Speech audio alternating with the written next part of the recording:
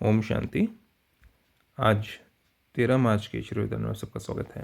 परमात्मा पिता कहते हैं, होली शब्द के अर्थ को जीवन में लाकर पुरुषार्थ की स्पीड को तेज करने वाले तीव्र पुरुषार्थी भवा। आप सबको होली की शुभकामनाएं। बाबा के होली के अर्थ को समझते हैं।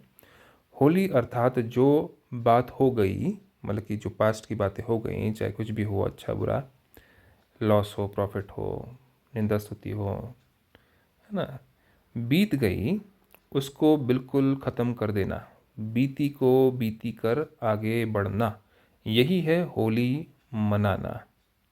बीती हुई बात ऐसे महसूस हो जैसे बहुत पुरानी कोई जन्म की बात है। मतलब बाबा कहना चाह रहे हैं कि ऐसे ना महसूस हो कि आपको कल ही तो बात हुई थी। कुछ लोग कहते हैं ना, 5 साल 10 साल पहले आपने मुझसे ये कहा, तो आप बोलते अरे तुम तो ऐसे बोलो जैसे कि मैंने कल तुम्हें ऐसे बुरा कह दिया हो।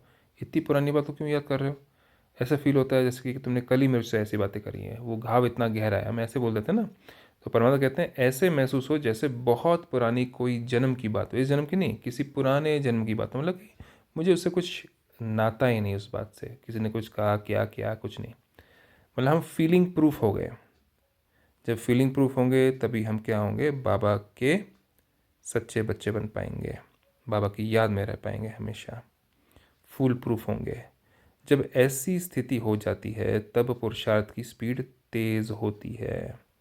जो अपनी या दूसरों की बीती हुई बातों को कभी चिंतन में नहीं लाना, तो अपनी या दूसरों की बीती हुई बातों को कभी चिंतन में नहीं लाना, चित्त पर नहीं रखना। चित्त मतलब अपनी फीलिंग्स पर, है ना।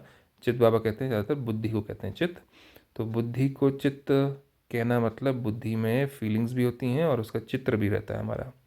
तो चित्त पर नहीं रखना मतलब उसको स्टोर करके नहीं रखना, वो सीन को स्टोर नहीं करना, है ना। जैसे आपको अगर सीन याद आता है, तुमने 5 साल पहले तुम यहाँ खड़े थे, मैं यहाँ खड़ी थी, तुमने मेरे को ऐसे बोला, तुमने वो बोला, ऐसे बोलते हैं ना। तो मतलब पूरा सीन रिपीट करते हैं, फिर उसके बाद सीन रिपीट करने से फीलिंग्स आ जाती हैं। तो बाबा कहते हैं चित्त पर नहीं रखना, मतलब उसकी जो फोटोज़ रखी हुई आपने उसको निकाल दो, उनको नहीं रखना उस पर।